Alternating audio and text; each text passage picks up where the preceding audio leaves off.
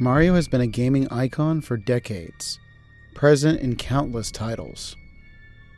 Although no year in recent memory has gone past without some type of Mario game being released, series fans will remember the nearly decade-long drought of original Mario platformers. From 1997 through 2005, there was only a single new one released, Super Mario Sunshine. During the second part of this drought, after Sunshine's release, the mysterious Super Mario 128 was the main focus of the fanbase. No concrete information was given on the game, and eventually, series creator Shigeru Miyamoto claimed it had simply been a series of test concepts that were never intended to be an actual game. The mystery faded from memory as the Mario drought finally ended, and most people forgot about the game that had once been the center of every Mario fan's imagination. The Mario drought corresponded with a bad era for Nintendo in terms of console sales. The Nintendo 64 and GameCube did not have the financial success of the earlier Nintendo Entertainment System and Super Nintendo, or the later Wii. For a very proud company that relied solely on video games to make money, this was quite upsetting for the higher-ranking employees, who were attached to the company and felt its success or failure reflected on them personally. Nintendo started working on a sequel to the 1996 Super Mario 64, shortly after the game was released. But during the late 90s, it became clear they were not winning the console war. The Super Mario 64 sequel was restarted from scratch, since the company believed that it was not a substantial enough improvement over the original to turn the tides of the market battle. Seeing the generally more realistic and violent games on Sony's PlayStation, the market leader, Nintendo considered making a Mario that was closer in tone to what the public seemed to want. There was quite a bit of internal conflict over how far to go with this new direction, and the new Mario was clearly not going to be ready until Nintendo's next console, the GameCube. The only hint of this released to the public was a comment by Miyamoto. He apparently thought Mario and Luigi should act more like grown-ups in their games for the then soon-to-be released GameCube. The new Mario project was ultimately split into two games: Luigi's Mansion, which reflected the darker tone that many felt the series should turn to, although it was still toned down quite a bit compared to what some Nintendo executives and developers wanted, and Super Mario Sunshine, which went in the complete opposite direction. Both were released within a year of the GameCube, and Nintendo felt confident that their new system and Mario games would return them to their former glory as market leader. As those familiar with gaming history know, they didn't. The GameCube did even worse in market share than the Nintendo 64, and the mass market's taste shifted even more toward violent, realistic games. During this period, the somber mood at Nintendo intensified, and the darker Mario project was revived, this time codenamed Super Mario 128. It isn't clear exactly what happened at Nintendo during this period. As we know, nothing called Super Mario 128 was ever released or publicly shown. The source that revealed the internal strife at Nintendo during the later N64 era refused to discuss what was happening during the time of GameCube's failure, but released a prototype of Super Mario 128 online that can be played on the Wii Homebrew channel. The following is a recollection of my time playing it. The game was clearly an early beta. The title screen was nothing but white text saying Super Mario 128 against a black background. There was no options menu or save file selection either. After the title screen, the game started. Bowser's laugh from Super Mario 64 looped in the background, while a plain text box displayed this dialogue. Mario, I've taken Princess Peach.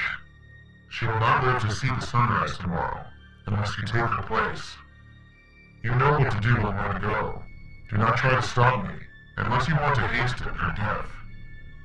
The game certainly was going for a darker tone.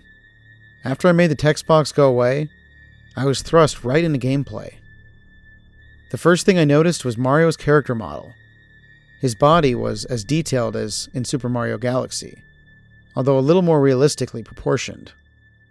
But his head was taken from his SM64 character model.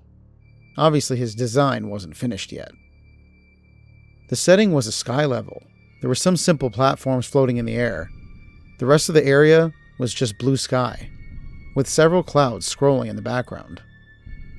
They were quite graphically impressive, more realistic than the usual cartoony puffs in Mario games. There was no music or full voice samples from Mario, but there were sound effects, grunts, when he jumped. The jumping was more subdued than in other Mario games. He didn't jump as high as he usually did, and you had little control over his movement in the air. The different types of jumps in every 3D Mario weren't present. I played through the level. There was nothing especially notable about the gameplay. Enemies didn't seem to have been added yet. I just jumped from platform to platform. It wasn't very challenging. As I continued, I noticed the graphics gradually changing. The sky became more and more obscure until it was entirely composed of clouds, and the background gradually turned to a dark gray. After this, it started to rain. I reached a small platform with a toad on it. It looked like the Super Mario Galaxy model. When I landed on his platform, dialogue appeared. "We don't want you anymore, Mario. You don't belong here. Just give Bowser what he wants. Die." After the text box went away, I no longer had control of Mario. He just stood there for a while, then turned around and walked off the platform. His body seemed to go limp as he fell. Eventually, it was revealed that there was a realistic, modern city under the sky. The buildings looked neglected, but there were people on the street. Mario hit the ground with a realistic-sounding thud, but he didn't explode or show any visible wounds. He just lied there. The people in the city were walking by, ignoring him, although I thought I saw a few glance at him with cold, somewhat angry expressions. This went on for a few minutes. Eventually, people stopped appearing. Mario got up. I was back in control, but he couldn't jump at all, and had a reduced walking speed. The large buildings of the city didn't appear to be interactive, so I just walked down the street for a while. Eventually, I found a small house that seemed out of place among the larger buildings. When I approached the door, Mario opened it. The screen went white, and some black text appeared. House of Torn Memories. This seemed to be the level title. When I pressed a button, the screen faded back to Mario. He was inside the house from before. Everything seemed bigger than it should have been. Not gigantic, but scaled as if Mario was a very small child. The house was filled with normal objects, covered in dust and signs of neglect. There were no people on the ground floor, just things like broken lamps and rotting food. I found a door that opened to a set of stairs going down, leading to a basement. In the basement, I found a dilapidated couch and a broken TV. However, what really caught my attention was what was on the couch. Two skeletons that appeared to be children, judging by their size. Due to the scale of the house, they were still larger than Mario. I was starting to get really disturbed by now.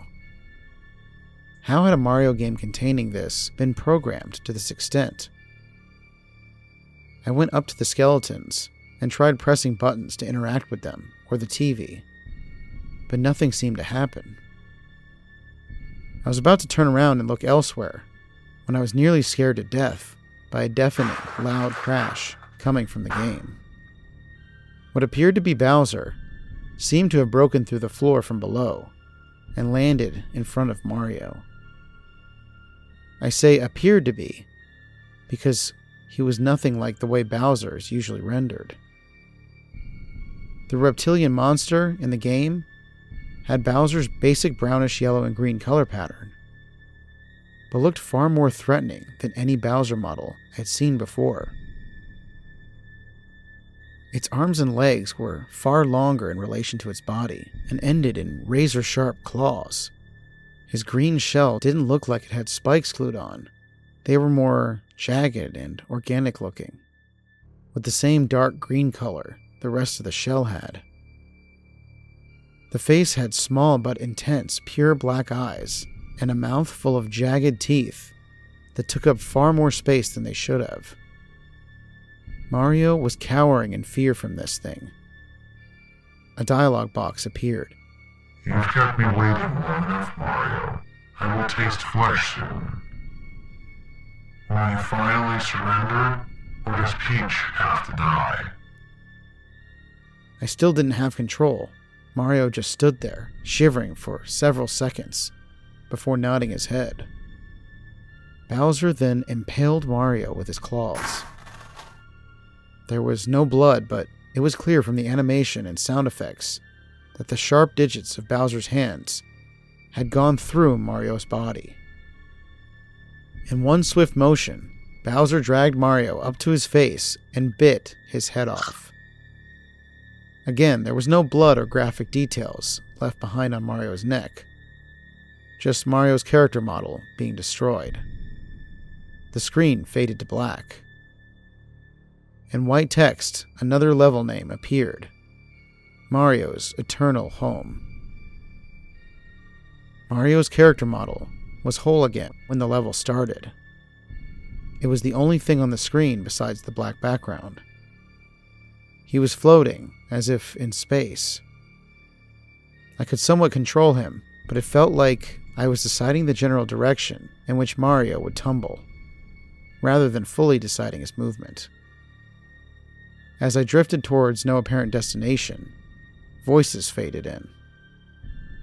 They were echoing in deep, telling Mario that he was worthless, that the world no longer had any use for him, and that everyone would be better off if he was dead.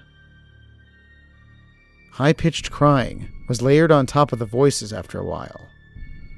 It sounded like it was supposed to be Mario's cries. This really disturbed me, and I found myself fighting back tears. The voices and aimless wandering went on for several minutes until I spotted a light gray speck in the distance. I moved towards it. It took a very long time to reach, and grew closer at a much slower rate than it should have. When I was close enough to make it out, I saw that it was a tombstone. It was a very plain one with cracks in several places. When I got right next to it, I could see writing on its surface. I turned off the system right after reading it. I'm not going to play the beta or hack or whatever this was again. There was a single word written on the tombstone: innocence.